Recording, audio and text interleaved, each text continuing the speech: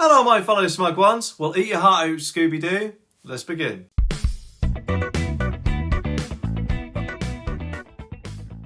Okay, this story is from the Daily Express and it says, a heroic dog lived up to the man's best friend billing after helping avert a potential disaster. Max, a Beagle Cross, alerted his owners to the family's Google Home Hub when it began smoking in the middle of the night.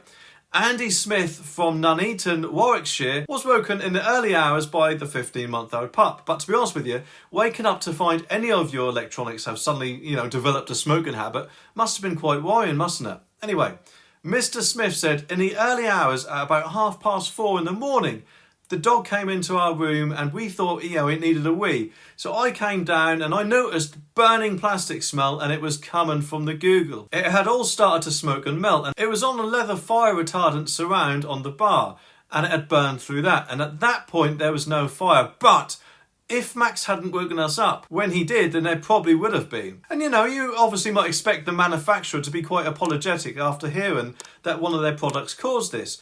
Although, unfortunately, that's not exactly what happened. He said a 2-month wrangle with Google followed. He explained, I contacted Google the next day. It was a nightmare. They asked me to send it back, which I did. And to start with, they lost it when it got to the factory. I chased them up dozens of times over 7 or 8 weeks. 7 or 8 weeks, wow. It just goes to show how much they obviously care.